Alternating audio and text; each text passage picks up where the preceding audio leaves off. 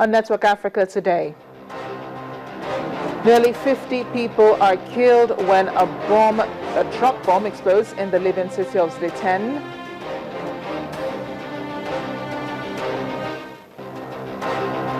Ghana to host 2 Guantanamo Bay detainees following their release since 2006 and 2009.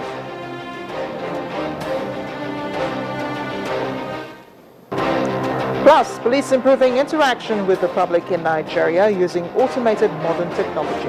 Network Africa begins right now.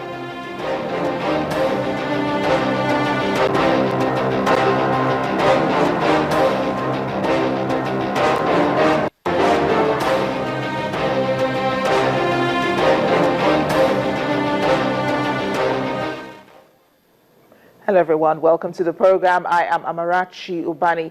Tragedy in Libya today following an attack on an oil terminal west of the country which spread to giant storage tanks. Nearly 50 people have been killed in the attack, which we understand was targeted at a police training center in the city of Zliten.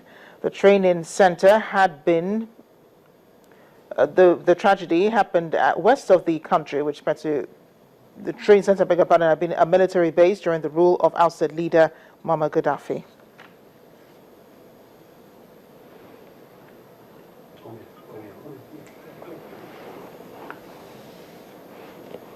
Now over in Kenya, Salim Mohammed Wabmaya, a Muslim school teacher, has received a 20-year sentence for radicalizing children.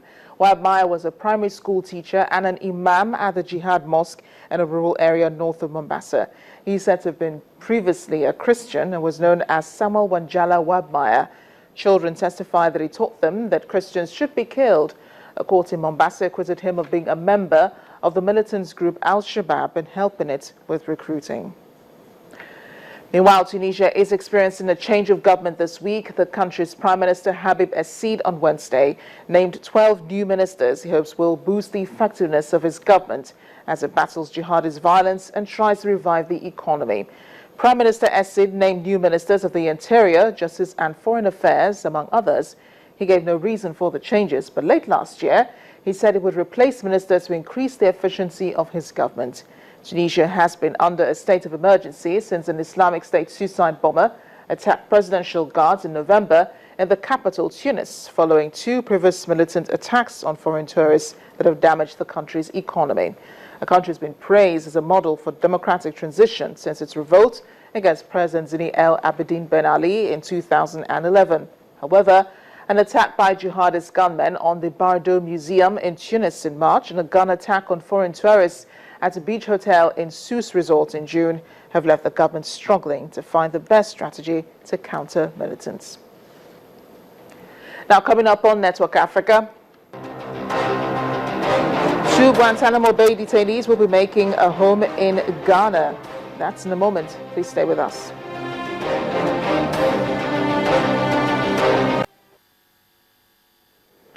Welcome back. Please note you can read up more on all our top stories. You'll find them on our website, channelstv.com, and on youtube.com/channelsweb.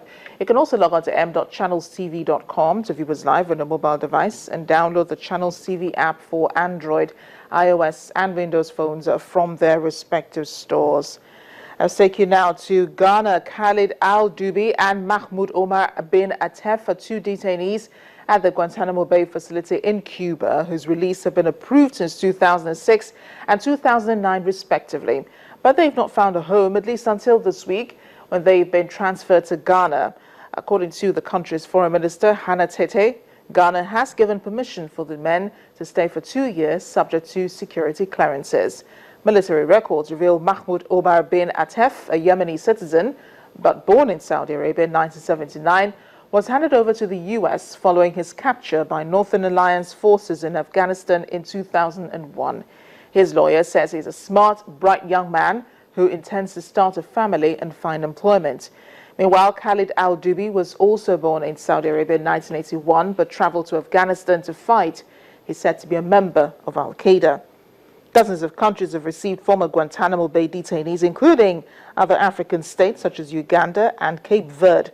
And so far, a total of 780 men have been held at Guantanamo since 2002, many of them without charge or criminal trial.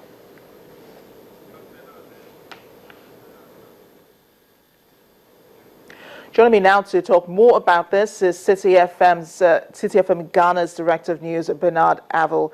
He joins me from Accra. Bernard, thank you for joining us on the program. Thank you for having me. Good afternoon. Now, the Ghanaian government has given permission for these men to be transferred, but is the government ready to receive them? Can you please repeat the question? Is the government of Ghana ready to receive these two Guantanamo Bay detainees? Well, the news broke in Ghana yesterday to a lot of controversy. We seem to be having a problem with Bernard. If the Minister of Foreign Affairs told us that government had declared that these two men were innocent and they were being brought to Ghana because we believe in human rights and the rule of law, and that these were people who had not committed any crime. But new information coming through other wires has made a lot of Ghanaians apprehensive about this decision. The people are circulating information that these two men were not wanted in America and that they had strong ties to Al-Qaeda, and they were people who could pose a risk to the United States. And there's a certain view that the government of Ghana is accepting them because of some benefit or some payoff that Ghana could get from the United States government. So it's been very, very controversial in this part of the world, and a lot of people are not happy. Indeed, the program we hosted today, most of the listeners and people who sort of got in touch with us were quite angry that with all the problems Ghana was facing with the economy, with high taxes and high fuel prices, the government would still go and put us at risk by allowing these two ex-Guantanamo convicts to come to Ghana. So this is the situation we're having in the country right now. And Bernard, what sort of lives are these detainees supposed to live in Ghana? Well, we haven't been told specifically where they would live, but the Ghana Refugee Board has told us this morning that they will not be maintained at the cost to the taxpayer. That's all we're being told for now. We haven't been told of whether they will be in custody, whether they will be under house arrest, or whether they can move in Ghana freely.